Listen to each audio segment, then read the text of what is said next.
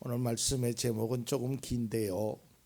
우리의 어려운 문제 하나님에게는 쉬운 일입니다. 여러분 예를 들어서요. 학생이 공부를 하는데 문제를 푸는데 이 문제가 풀리지 않아요. 굉장히 어려운 문제예요. 이 아이는 이걸 가지고 막 끙거립니다. 이렇게도 답이 안 나오고 저렇게도 답이 안 나오고. 그런데 그거를 물끄러미 바라보고 계시는 선생님이 알려주시는 거예요. 얘야, 이건 이렇게 푸는 거란다. 그 답이 금방 나오는 거예요. 그 선생님이 보기에는 굉장히 쉬운 일이에요. 그러니까 우리가 실생활 속에서도 이러한 일이 많이 있어요. 뭐 이제 우리 성도님들이 저를 뭐 많이 아시잖아요. 나는 집에 뭐가 고장 나면 아주 굉장히 불안해요. 왜냐하면 내가 할 수 있는 일이 없으니까. 그 몇 달 전에 우리 이 세우는 뭐라 그래야 돼, 옷걸이기라 그래야 되나, 이 조립식 옷걸이기가 이게 고장이 나갖고 새로 하나 구입을 했어요. 그래서 한번 용기를 내 가지고 한번 내가 시도를 해보려고 거기에 이렇게 조립하는 방법이 이렇게 종이에 나왔잖아요. 내가 이걸 물끄러미 쳐다보는데요. 진짜 아무리 봐도요, 하얀 거는 종이요, 검정 거는 글씨밖에 없어요. 도대체 무슨 말을, 분명히 한국말인데 그림인데 이해할 수가 없었어요. 퇴근해서 들어온 제 아내가 그거를 탁 보더니 척척척척척 해서 맞춰 나갔어요. 나에게는 어려운 문제가 제 아내에게는 굉장히 쉬운 문제였어요. 이와 같이 우리가 똑같은 일이라도 어떤 사람이 보기에는 매우 힘든 일이지만 또 어떤 사람이 보기에는 그까짓 것 간단한 거다. 뭘 그걸 그렇게 고민하냐? 아무것도 아니다 라고 말할 수 있습니다. 왜냐하면 그 사람의 능력이나 실력에 따라서 해결 방법이나 그 과정이 달라지기 때문입니다. 다시 말해서 똑같은 문제라도 어떤 방식으로 풀어나가느냐에 따라서 쉽게 해결될 수도 있고 반대로 어렵게 그 문제를 풀지 못하는 일들도 있게 됩니다. 자, 오늘 본문 열왕기하 3장은 아합이 죽은 후에 모압 왕 메사가 반역을 일으킵니다. 그래서 이스라엘 왕을 이제 쳐들어오는 겁니다. 그러자 이스라엘 왕인 여호람이 이제 이웃 나라인 유다 여호사밧에게 사절을 보내서 우리 같이 전쟁을 치르자, 연합해서 행하자고 이제 해서 결국은 이제 세 나라가 연합해서 이제 이 모압과 전쟁을 하게 합니다. 이제 전쟁터에 나가게 됩니다. 에돔 왕까지 합류하여서. 그런데 7일이 지났는데 그들에게 문제가 발생했어요. 어려운 문제가 그 앞에 닥치게 되었습니다. 그 어려운 문제는 다른 것이 아니라 가축들을 먹일 물이 바닥이 났어요. 여러분 생각해 보십시오. 이 말이 물을 먹지 못하면 달릴 수 있겠습니까? 그러니까 이게 물이 없다라는 것은요, 굉장히 큰 위기 중에 위기입니다. 자, 그런 위기를 만나자 이때 이스라엘 왕인 여호람은 이렇게 말합니다. 3장 10절 말씀입니다. 이스라엘 왕이 탄식하였다. 큰일 났구나. 주님께서 우리 새 왕을 모압의 손에 넘겨주시려고 불러내신 것이 아닌가. 탄식했어요. 큰일 났다라는 거예요. 그러면서 뭐라고 얘기하냐면 사실은 이 말이 이스라엘 왕으로서는 해서는 안 될 말이에요. 하나님께서 우리를 죽이려고 이곳으로 인도하셨다는 거예요. 우리를 망하게 하시려고 이곳으로 인도했다라는 거예요. 이것이 바로 이스라엘 왕의 입에서 나온 소리예요. 그 말을 듣고 있었던 유다 왕 여호사밧은 달랐습니다. 그는 이렇게 얘기합니다. 3장 11절입니다. 그러나 여호사밧은 여기에는 주님의 예언자가 없습니까? 이 일을 주님께 물을 예언자가 없습니까? 하고 물었다는 거예요. 여러분, 오늘 열왕기하 3장 10절과 11절, 다시 말해서 이스라엘 왕과 유다 왕의 태도를 잘 보십시오. 한 사람은 어려운 문제를 만나니까 큰일 났다, 하나님께서 우리를 망하게 하시는구나, 하나님이 우리를 외면하시는구나, 우리를 죽게 하시는구나, 이렇게 생각했어요. 이렇게 판단했어요. 그러나 유다 왕 여호사밧은 우리가 하나님께 묻자, 이 위기를 어떻게 극복해야 할 것인가를 물을 예언자를 찾았다는 거예요. 여러분, 이게 너무 다른 거예요. 달라도 너무 다른 거예요. 이스라엘 왕이 이스라엘이라는 나라가 하나님을 섬기는 나라입니다. 이방 백성들이 아니란 말이에요.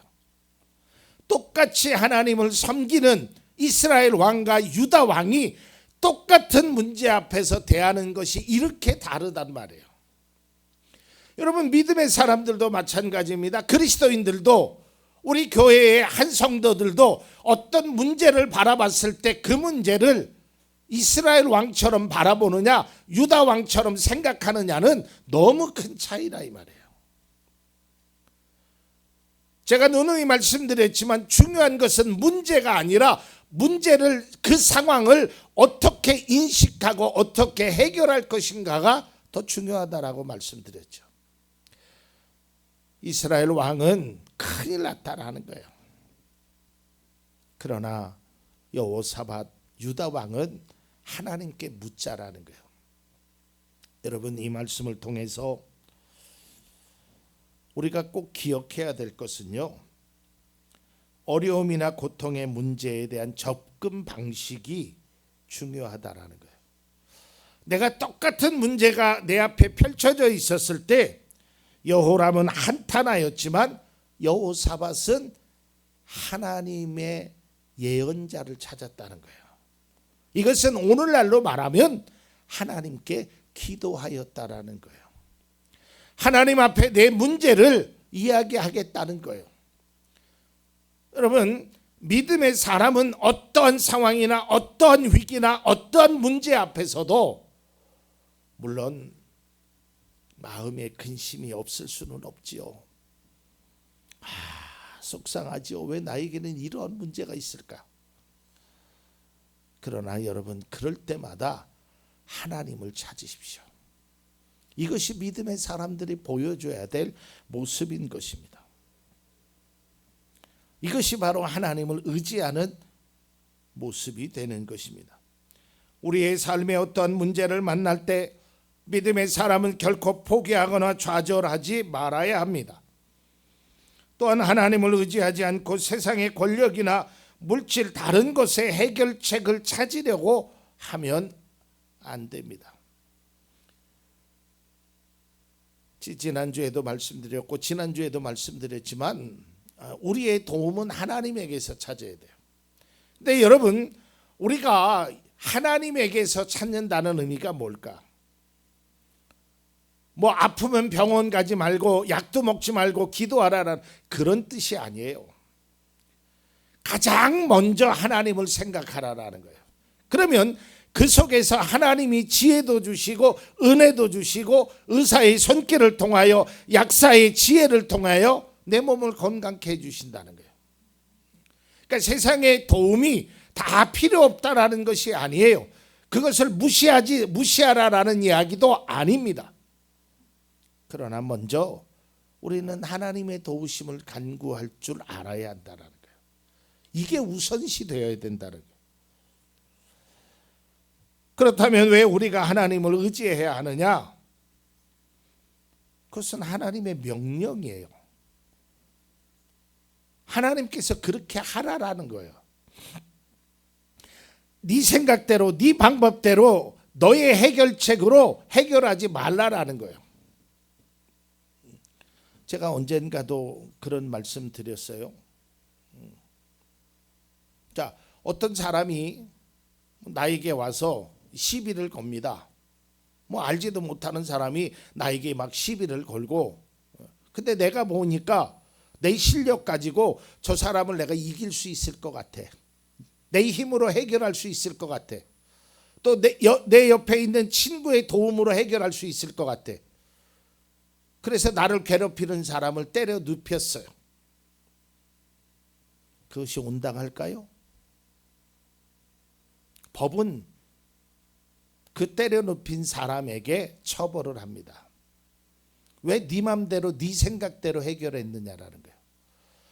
법이 이야기합니다. 여러분, 어려운 일 당하면 경찰을 부르십시오. 이게 법이에요. 성경의 법은 뭐냐면, 사랑하는 성도 여러분, 어려운 일 당하면 네 힘으로 네 능력으로 해결하지 말고 하나님을 부르십시오. 이게 법이란 말이에요. 이게 우선되어야 돼요.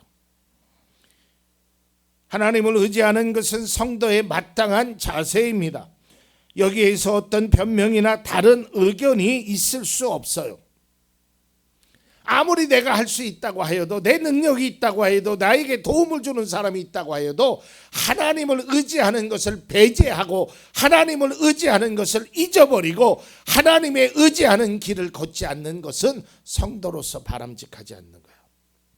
시편 115편 11절입니다. 주님을 경외하는 사람들아, 주님을 의지하여라.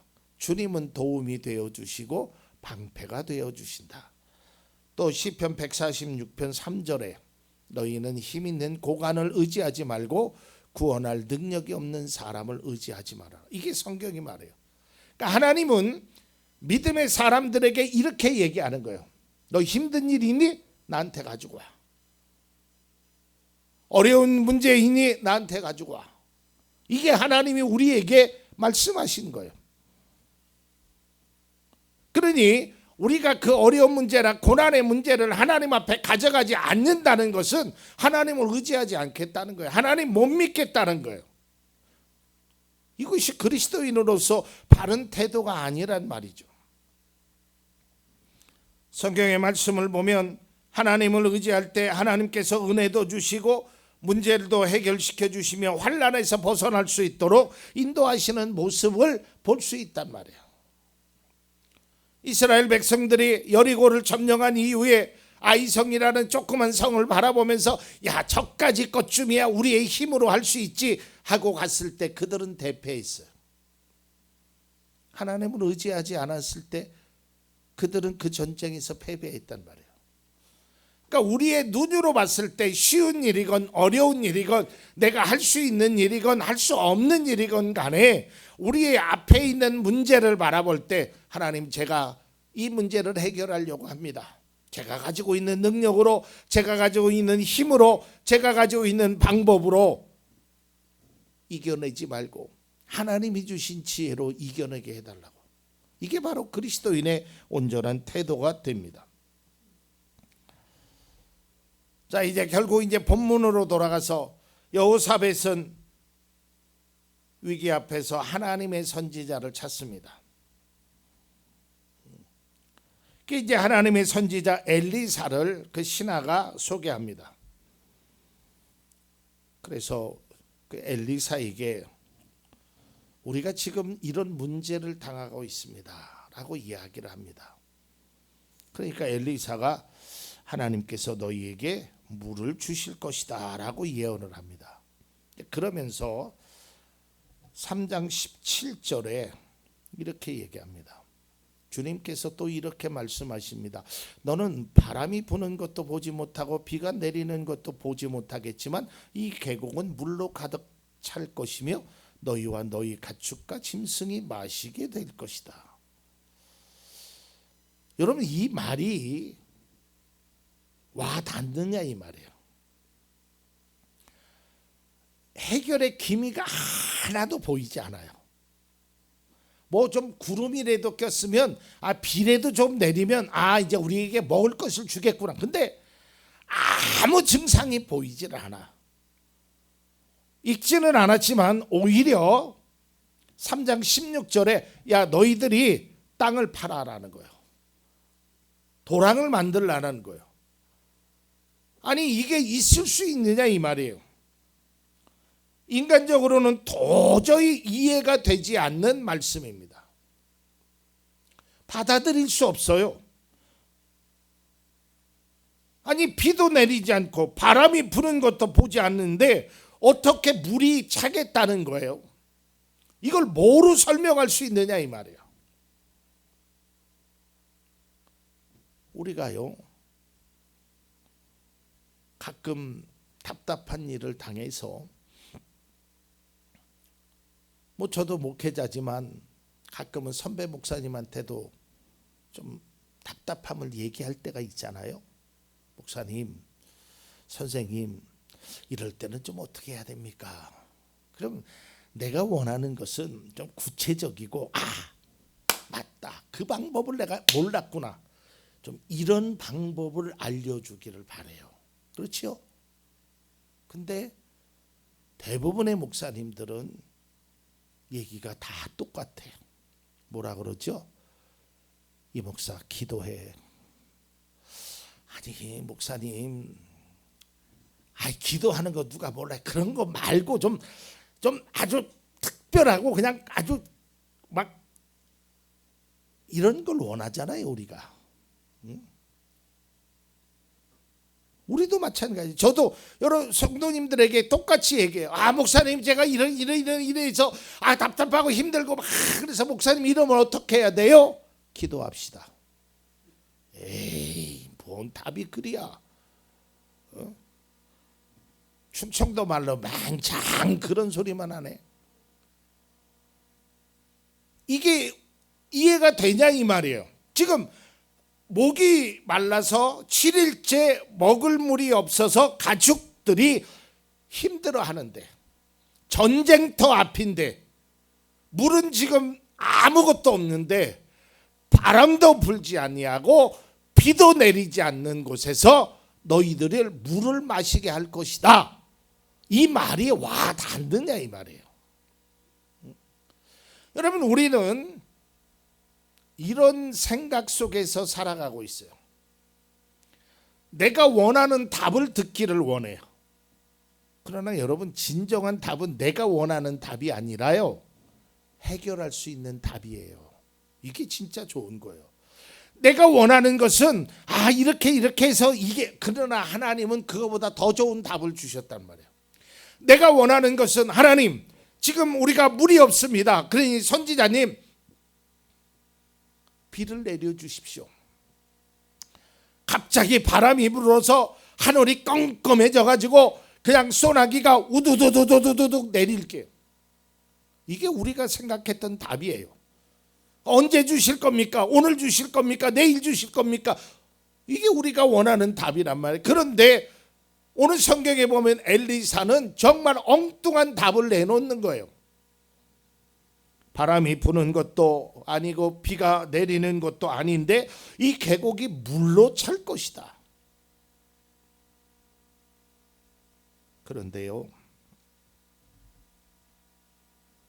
바람도 불지 않고 비도 오지 않았지만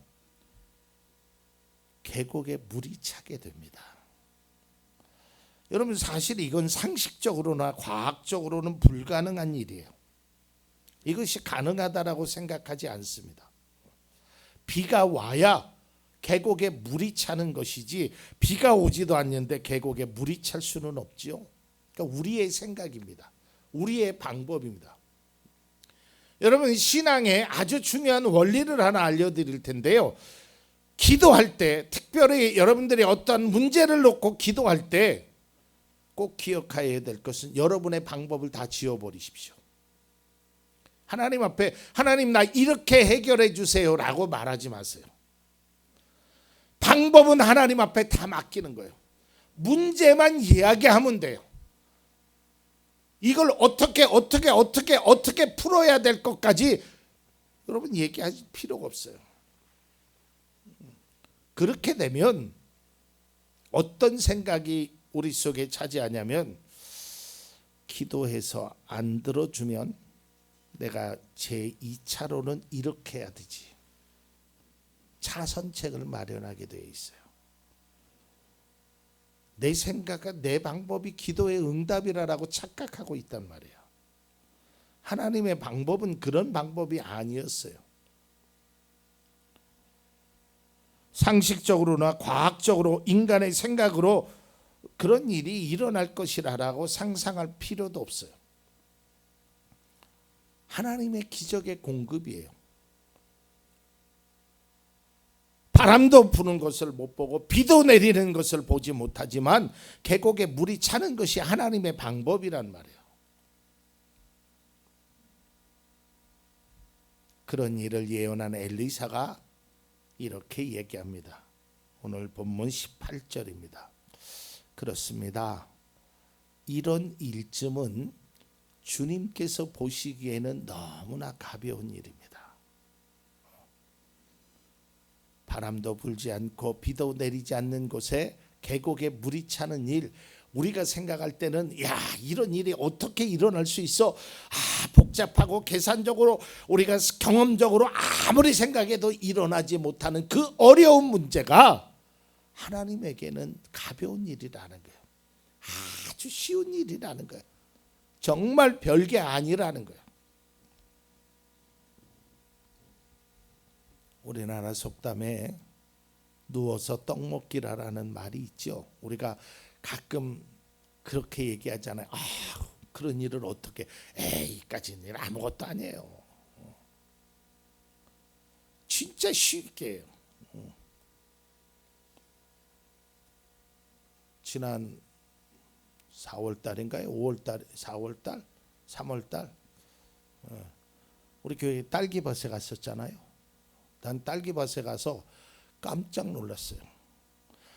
보통 딸기밭에 가서 깜짝 놀라는 게 딸기를 보고 깜짝 놀라야 되는데 밀가루 반죽을 보고 깜짝 놀랐다니까. 어휴, 가서 보신 분들 알잖아요.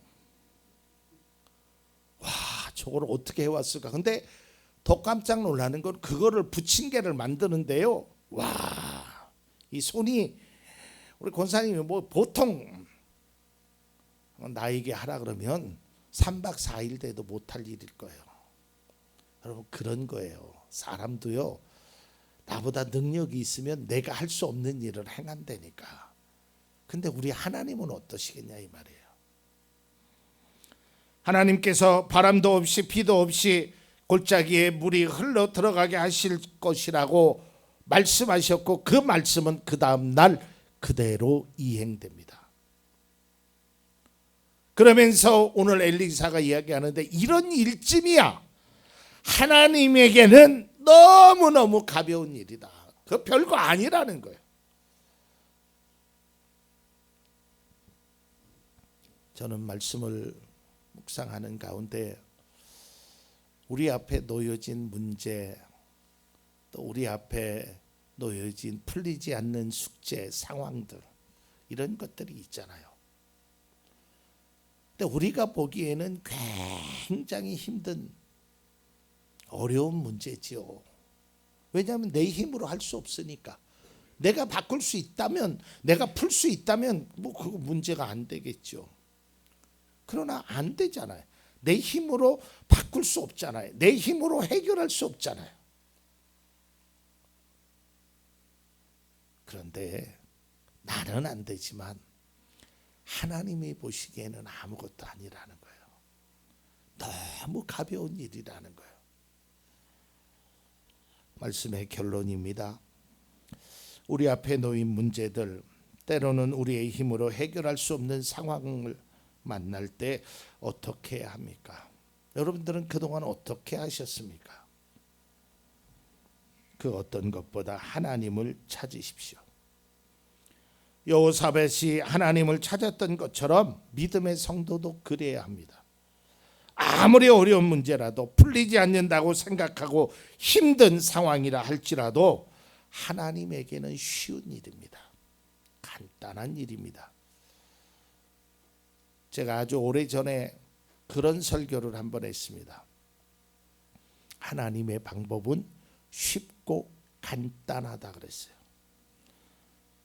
여러분, 예수님께서 사역하신 그 상황의 기적들을 보면 복잡한 내용이 없어요.